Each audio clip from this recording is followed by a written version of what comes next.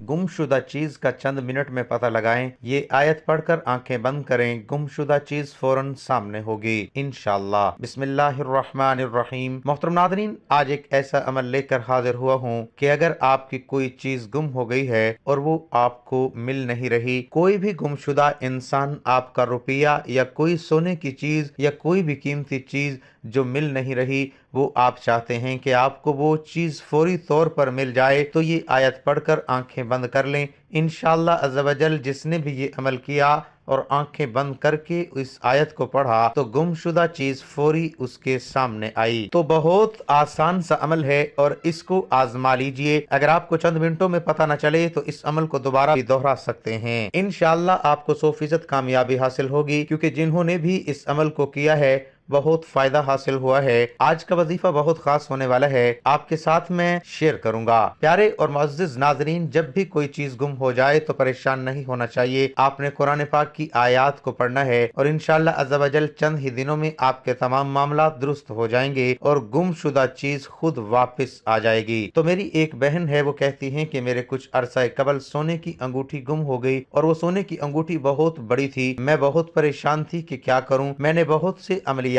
किए, मैंने बहुत से वज़ाइफ किए, मैंने हर जगह से पता भी करवाया कि कोई ऐसा बंदा मुझे नजर आ जाए कि फौरी तौर पर मेरी वो चीज मिल जाए। मैंने बहुत तलाश किया, किसी पर शक नहीं कर सकती थी क्योंकि मैं जॉइंट फैमिली में रहती थी, तो शक करना भी जरा बुरा लगता था, इसलिए मैंने शक भी नहीं किया। लेकिन अंदर ही अंदर मेरे दिल में बहुत ज्यादा मेरी अंगूठी के गुम हो जाने का मुझे सदमा था, तो मैं बहुत इस वजह से परेशान थी। इसी परेशानी के आलम में उन्होंने हमसे राब्ता किया। वो कहती हैं कि मैंने आपसे राब्ता किया और हमने इन्हें ये अमल बताया और इस अमल की बरकत से उनकी अंगूठी इन्हें चंद घंटों के अंदर अंदर ही इन्हें फौरी मिल गई। जैसे ही उन्होंने वजीफा शुरू किया तो कहती हैं कि महज चंद घंटे ही बाद मतलूबा अंगूठी हमें मिल गई और हमारी जान में जान आई कि हमारी अंगूठी वापस आ गई। इसी तरह से मेरी एक भाई हैं, वो कहते हैं मैं जा रहा था, रास्ते में तो मेरे पास एक थैला था छोटा सा पैसों का। मैंने अपने पैसे अपनी पॉकेट वगैरह में नहीं रखे, ना पर्स में रखे,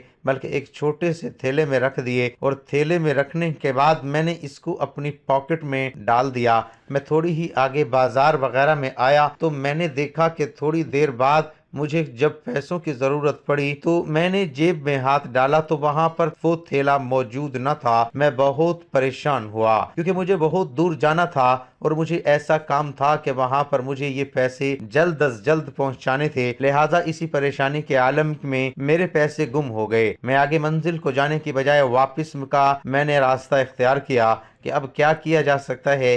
इसी परेशानी के आलम में घर आया और मैंने आपका बताया हुआ अमल शुरू कर दिया और अल्लाह तबारक व तआला का ऐसा करम हो गया कि चंद दिनों के बाद मुझे एक जगह से कॉल आई और कहा कि आप फलां जगह पर पहुंच जाएं, आपको थैला मिल जाएगा। तो मैं बहुत हैरान था कि ऐसा कैसे हो सकता है। लिहाजा मैं मतलूबा जगह पर चला गया तो वहां पर एक आदमी मौजूद था। तो वो कहने लगा आपका ये थैला मेरे पास पड़ा है। एक आदमी जा रहा था तो उसके पास ये थैला था और मैंने उस आदमी को आपकी पॉकेट से ये थैला निकालते हुए देखा, लिहाजा मैं उसके पीछे हो लिया। लेकिन आप बहुत दूर चले गए थे। ये थैला तो मैंने उससे पा लिया, लेकिन आपका मुझे कोई खास पता नहीं था। मैं बहुत ही परेशानी के आलम में बैठा था तो मैंने थैले के अंदर से देखा, वहां पर मुझे कुछ चंद कागजात मिले और वहीं पर आपके एक रिश्तेदार का फोन नंबर भी मिल गया। वहीं से मैंने आपको राब्ता किया और उन्होंने मुझे आपका नंबर दिया और वहीं से मैंने आपको कनेक्ट किया। तो ये आपकी अमानत है,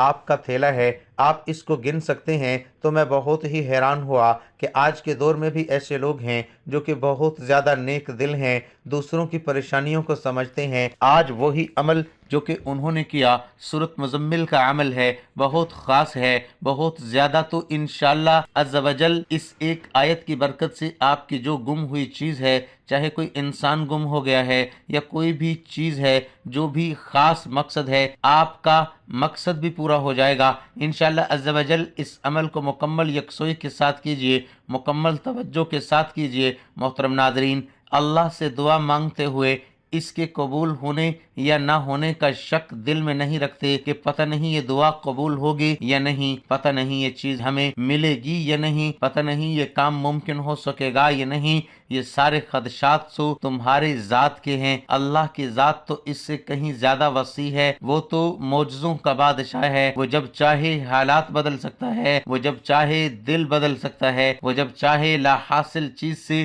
نواز سکتا ہے، وہ جب چاہے نصیب بدل سکتا ہے۔ اللہ وہ سب کر سکتا ہے جو تم نہیں کر سکتے۔ تو جس کی ذات لامحدود ہے، اس سے محدود دعائیں کیسی اپنے اعمال دیکھ کر نہیں، اس کی شان دیکھ کر مانگو۔ جس نے تمہیں بنایا ہے اس سے بہتر تمہیں کوئی بھی نہیں سمجھ سکتا، اور یاد رکھو کائنات میں ایسا کچھ بھی نہیں جو ہمارا رب نہیں کر سکتا، کائنات میں ایسی کوئی زخم نہیں جسے اللہ نہیں بھر سکتا، اس کی ہی کائنات ہے، وہ سب کچھ کر سکتا ہے۔ ناظرین، آج کے دور میں ہر دوسرا انسان بہت ہی زیادہ پریشان نظر آ رہا ہے، جس کو دیکھیں کوئی نہ کوئی پریشانی ہے، کسی نہ کسی مصیبت میں مبتلا ہے، کسی غم میں مبتلا ہے، اور حالات ایسے ہو چکے ہیں، ایسے بن چکے ہیں کہ ایک انسان کسی دوسرے انسان سے اپنی پریشانی شیئر بھی نہیں کر سکتا۔ کوئی بے روزگاری کی وجہ سے پریشان ہے، کوئی ملازمت کی وجہ سے پریشان ہے، کوئی رشتوں کی وجہ سے پریشان ہے، کوئی اولاد کی وجہ سے پریشان ہے، کوئی بیماریوں کی وجہ سے پریشان ہے،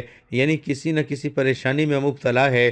تو ان حالات میں ہمیں کیا کرنا چاہیے؟ ہمیں اپنے نبی پاک حضرت محمد مصطفیٰ صلی اللہ علیہ وآلہ وسلم کی سنت مبارکہ کو نہیں چھوڑنا چاہیے۔ آپ نے زندگی گزارنے کا جو طریقہ بتایا ہے اس کو اپنا لینا چاہیے۔ جیسا کہ آپ جانتے ہیں حالات اتنے نازک ہو چکے ہیں کہ اللہ سے اتنی دوری اختیار ہو چکی ہے کہ انسان خود پریشان ہو چکا ہے کہ یہ سب کیا ہو رہا ہے، یہ کچھ نہیں ہو رہا، صرف قیامت کی نشانیاں ہیں، اور قیامت بہت ہی نزدیک آ رہی ہے، بہت ہی جلد قیامت آنے والی ہے، جس طرح کے حالات پیدا ہو چکے ہیں۔ ناظرین، تو آج کی اس ویڈیو میں آپ لوگوں کو ایک دعا بتانے جا رہا ہوں جو آپ کی پریشانیوں کو ختم کر دے گی، مصیبت کو، غم کو، جس طرح کی بھی آپ کی مشکل حالات ہوں گے، ان مشکل حالات میں یہ دعا آپ کو ایسا اثر دکھائے گی کہ آپ کی ہر پریشانی ہی ختم ہو جائے گی۔ ارشاد باری تعالیٰ ہے، اور ضرور آزمائیں گے ہم تمہیں کس قدر خوف اور بھوک سے، اور مبتلا کر کے، نقصان میں مال و جان کے اور آمدنیوں کے، اور خوشخبری دو صبر کرنے والوں کو۔ وہ صبر کرنے والے کہ جب پہنچتی ہے انہیں کوئی مصیبت تو کہتے ہیں بے شک ہم اللہ ہی کے ہیں، اور بے شک ہمیں اسی کی طرف لوٹ کر جانا ہے۔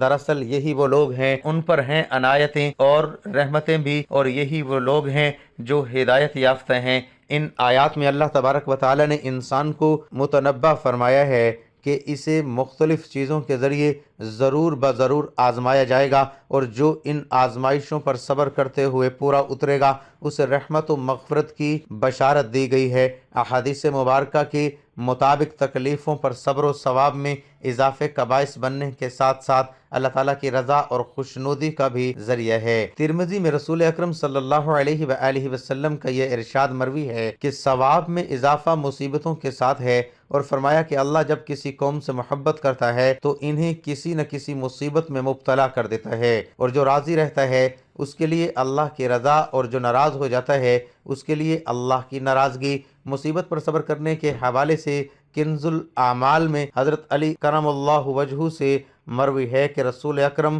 صلی اللہ علیہ وآلہ وسلم نے ارشاد فرمایا، تحقیق لوح محفوظ میں پہلی چیز جو کہ اللہ تعالیٰ نے لکھی ہے وہ یہ ہے کہ بسم اللہ الرحمن الرحیم، اور بے شک میں ہی معبود ہوں، میرے سوا کوئی حاجت روا نہیں، میرا کوئی شریک نہیں، جس نے میرے فیصلے کو مان لیا اور میری دی ہوئی مصیبت پر صبر کیا اور میرے حکم پر راضی رہا، میں اسے اپنے یہاں صدیق لکھ دیتا ہوں، اور اسے قیامت کے دن صدیقوں میں اٹھاؤں گا۔ رسول رحمت صلی اللہ علیہ وآلہ وسلم کی امت پر اللہ تعالیٰ کی خصوصی رحمتوں میں سے ایک یہ بھی ہے کہ سابقہ امتیوں کے شہیدوں کی طرح امت محمدیہ میں درجہ شہادت پانے والوں کو صرف اللہ کی راہ میں لڑتے ہوئے قتل ہونے والوں تک ہی محدود نہیں رکھا، بلکہ دوسروں کو بھی اس درجے پر فائز فرمایا ہے۔ انسان کو اس کی اس زندگی میں مختلف پریشانیوں اور مسائل سے دوچار ہونا پڑا ہے، اور ان مسائب کو کیسے برداشت کرے اور کس طرح ان مسائل سے چھٹکارے اور نجات کی راہ اپنائے۔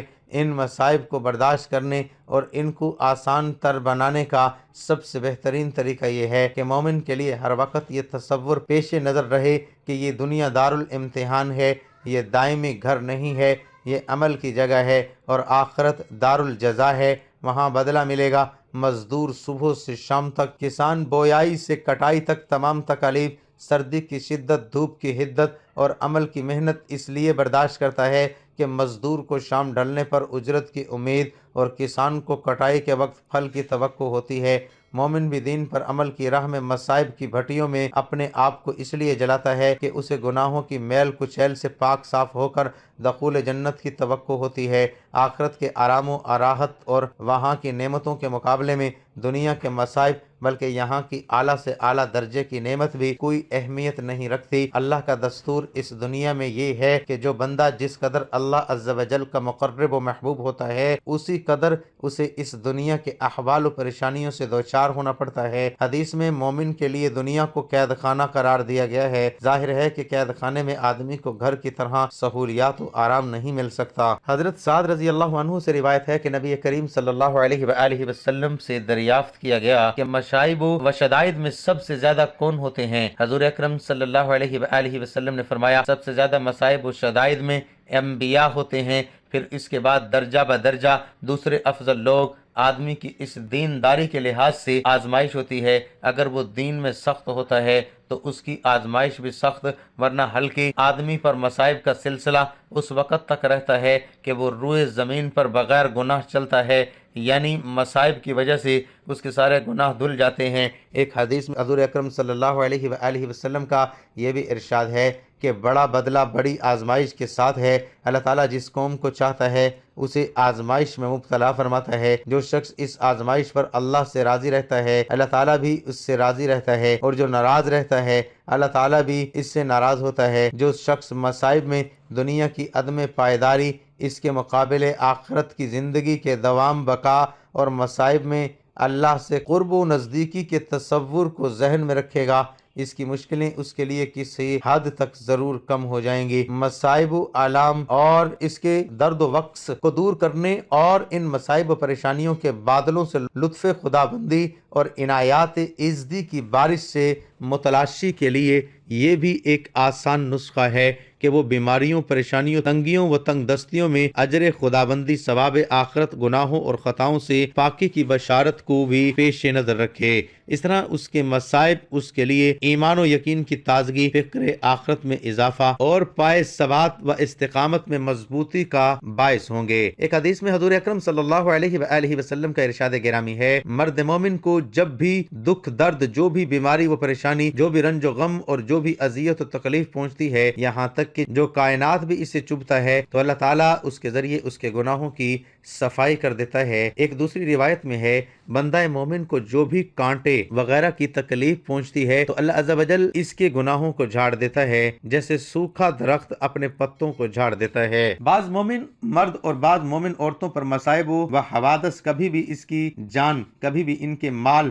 اور کبھی ان کی اولاد پر اس طرح آتے ہیں کہ اس کے نتیجے میں ان کے گناہ جھڑ جاتے ہیں، اور وہ مرنے کے بعد اللہ عز و جل سے اس حال میں ملتے ہیں کہ ان پر کوئی گناہ نہیں ہوتا۔ کبھی یوں ہوتا ہے کہ ایک بندہ مومن اقربی اعتبار سے ایک مقام و مرتبے کا حامل ہوتا ہے، وہ اپنی صحت مند آرام دہ زندگی کے ساتھ اس مقام و مرتبے کی جانب اس قدر سبق روی اور تیز گامی کے ساتھ بڑھتا ہوا نہیں ہوتا۔ اللہ عز و جل اسے اس کے طے شدہ مقام تک پہنچانے کا سامان یوں فرماتا ہے کہ اس پر مصائب و حوادث کا بوجھ ڈال کر اسے اندیشہ ہائے زمانہ اور غم ہائے زمانہ میں مبتلا کر کے اس کے طے شدہ مقام تک پہنچا دیتا ہے۔ اس کو رسول اللہ صلی اللہ علیہ وآلہ وسلم نے یوں فرمایا، جب بندہ اللہ تعالیٰ کے یہاں ایک مرتبے کا حامل ہوتا ہے جسے وہ اپنے عمل کے ذریعے حاصل نہیں کر سکتا، تو اللہ تعالیٰ اسے اس کی جان یا مال یا اس کی اولاد میں مصیبت مبتلا فرماتا ہے، پھر اسے ان مصائب پر صبر کرنے کی توفیق دیتا ہے، پھر اسے من جانب اللہ طے شدہ مقام تک پہنچا دیتا ہے۔ اللہ والو، سب سے پہلا آپ نے حضور پاک صلی اللہ علیہ وآلہ وسلم کی ذات اقدس پر درود پاک پیش کرنا ہے۔ درود پاک آپ نے صرف ایک مرتبہ پڑھنا ہے،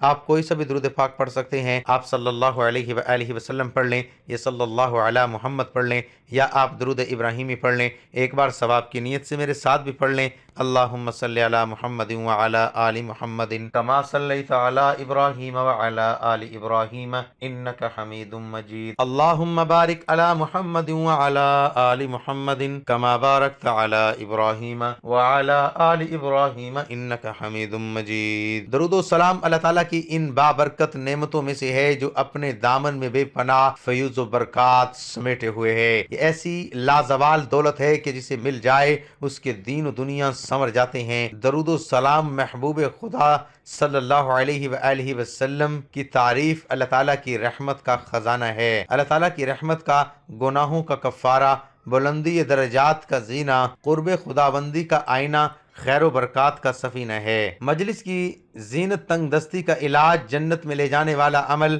دوسرے دل کی طہارت، بلاؤں کا تریاق، روح کی مسرت، روحانی اور پریشانیوں کا علاج، غربت اور افلاس کا حل، دوزخ سے نجات کا ذریعہ اور شفاعت کی کنجی ہے۔ احادیث مبارکہ میں درود و سلام کے بے شمار فضائل و برکات کا ذکر ملتا ہے۔ درود و سلام قرب مصطفیٰ صلی اللہ علیہ وآلہ وسلم کا ذکر ملتا ہے۔ درود و سلام قرب مصطفیٰ صلی اللہ علیہ وآلہ وسلم کا ذریعہ ہے۔ حضور نبی اکرم صلی اللہ علیہ وآلہ وسلم کی ذات گرامی سے والہانہ عقیدت و محبت کے جزوی ایمان ہے۔ اس کے بعد بغیر ایمان کے تکمیل نہیں ہوتی۔ درود و سلام پڑھنا محبت رسول صلی اللہ علیہ وآلہ وسلم کی دلیل ہے۔ کثرت سے درود و سلام پڑھنے والے کو روز قیامت قرب رسول صلی اللہ علیہ وآلہ وسلم کی نعمت سے فیض یاب کیا جائے گا۔ آپ نے سب سے پہلے کیا کرنا ہے؟ 2 رکعت نفل صلاۃ الحاجات کے پڑھ لینے ہیں، کسی بھی وقت پڑھ لیجئے۔ 2 رکعت نفل صلاۃ الحاجت کے نوافل پڑھنے کے بعد آپ نے کیا کرنا ہے کہ آپ نے یہ والی آیت آپ نے پڑھنا ہے، بسم اللہ الرحمن الرحیم۔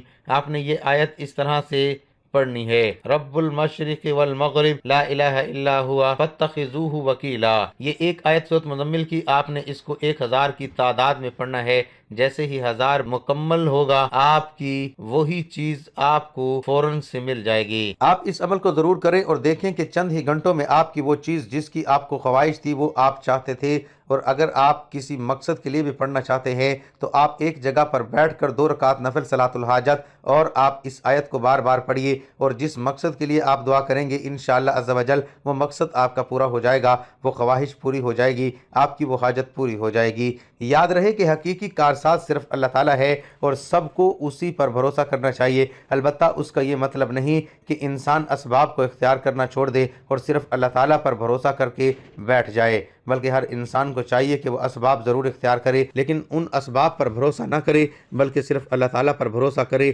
جسے ہر ایک کو روزی دینا اللہ تعالیٰ نے اپنے ذمہ کرم پر لیا ہوا ہے۔ اب اس کا مطلب یہ نہیں کہ انسان سب کچھ چھوڑ کر اللہ تعالیٰ کی طرف سے روزی ملنے کی امید لگا کر گھر بیٹھ جائے اور رزق حلال ہونے کے اسباب اختیار کرنا چھوڑ دے۔ اسی طرح اگر وہ ساری عمر بھی بیٹھا رہے گا تو اسے ایک لقمہ بھی نہیں ملے گا۔ تو آپ اس عمل کو ضرور کریں، انشاءاللہ عز و جل آپ کو بہت زیادہ فائدہ ہوگا، آپ کی دعا فوراً قبول ہو جائے گی۔ تو آپ اس عمل کو خود بھی کریں اور آگے بھی شیئر کریں، انشاءاللہ اللہ آپ کو بہت زیادہ فائدہ پہنچانے والا ہے۔ حضرت عبداللہ بن مسعود رضی اللہ عنہ فرماتے ہیں کہ حضور نبی اکرم صلی اللہ علیہ وآلہ وسلم نے فرمایا، قیامت کے روز لوگوں میں سے میرے سب سے زیادہ قریب وہ ہوگا جو اس دنیا میں کثرت سے مجھ پر درود بھیجتا ہے۔ ناظرین، حضور صلی اللہ علیہ وآلہ وسلم کے فرمان کا مفہوم ہے کہ جس نے بھی اس کو دوسروں تک پہنچایا اللہ تعالیٰ اس کے غموں کو بھی دور فرما دے گا۔ آپ خود اندازہ لگا لیں کہ اس دعا میں اتنی طاقت ہے کہ جس نے اس دعا کو دوسروں تک پہنچانے سے ہی اللہ پاک اس کے غموں کو دور فرما دے گا، تو پھر سوچئے اس کے پڑھنے سے اللہ پاک اتنی آسانیاں پیدا فرما دیں گے۔ یہ امت کے لیے تحفہ ہے، یہ دعا امت کے لیے تحفہ ہے جو نبی پاک نے ہمیں بتائی ہے۔ ناظرین، جب بھی آپ کو کوئی مشکل پیش آئے، کوئی پریشانی ہو، غم میں مبتلا ہو، مصیبت میں مبتلا ہو، آپ کا کوئی کام نہ ہو رہا ہو، آپ کی کوئی بات پوری نہ ہو رہی ہو، تو آپ نے اس دعا کو پڑھ لینا ہے جو اس وقت آپ کو سکرین پر دعا دکھا رہے ہیں۔ حسبی اللہ لا الہ الا ہوا علیہ توکلت وہو رب العرش العظیم۔ مجھے اللہ کافی ہے، اس کے علاوہ کوئی معبود نہیں، اسی پر میں توکل کرتا ہوں اور وہی عرش عظیم کا پروردگار ہے۔ درود پاک پڑھنے کے بعد آپ نے یہ دعا پڑھنی ہے، یہ دعا آپ نے صرف اور صرف 11 مرتبہ پڑھنی ہے۔ یہ دعا پڑھنے کے بعد آپ نے ایک تسبیح پڑھنی ہے، لا حول ولا قوت الا باللہ العلی العظیم۔ آپ اس تسبیح کو ہاتھوں کی انگلیوں پر پڑھ سکتے ہیں۔ اگر آپ تسبیح پڑھنا چاہیں تو تسبیح پر پڑھ لیں۔ اس کے بعد آپ نے وہی درود پاک پڑھنا ہے جو شروع میں پڑھا تھا۔ درود پاک پڑھنے کے بعد آپ نے اللہ تعالیٰ سے دعا کرنی ہے، اللہ تعالیٰ ہم سب کی تمام پریشانیوں کو دور کرے۔ اے اللہ غموں کو دور کرنے والے، اے تکلیفوں کے بادلوں کو دور کرنے والے، میرے غم کو مجھ سے دور کر دے، میرے معاملے کو آسان کر دے، اور میری کمزوری پر اور میرے وسائل اور کوشش کی کمی پر رحم فرما، اور مجھے ایسی جگہ سے رزق عطا فرما جہاں سے میں گمان بھی نہ کر سکوں، آمین یا رب العالمین۔ محترم ناظرین، اگر آپ اپنے آقا سے محبت، ان سے پیار کرتے ہیں تو آج کی یہ دعا پورے یقین کے ساتھ کسی بھی مشکل میں، پریشانی میں اس کو پڑھ لیں اور پھر اللہ پاک سے دعا مانگیں۔ انشاءاللہ آپ کی ہر مشکل آسان ہو جائے گی، آپ کا ہر کام آسان ہو جائے گا۔ اللہ والو، یہ دعا بہت ہی زیادہ فضیلت والی ہے۔ اللہ پاک کے فضل و کرم سے آپ کا کوئی بھی کام اٹکا نہیں رہے گا، آپ کی ہر بات پوری ہو جائے گی، ہر مقصد میں کامیابی مل جائے گی، ہر پریشانی ختم ہو جائے گی۔ اپنے تمام دوستوں کے ساتھ اسے لازمی شیئر کریں اور اس کو پڑھتے رہیں تاکہ حالات پر قابو پایا جا سکے۔ اپنا بہت سا خیال رکھیے گا، اپنی دعاؤں میں یاد رکھیے گا۔ ناظرین، گزارش ہے کہ اللہ تعالیٰ کے 99 ناموں میں سے کوئی ایک نام لکھ کر کمنٹ میں ضرور شیئر کریں۔ اللہ ہم سب کا حامی و ناصر ہو، آمین۔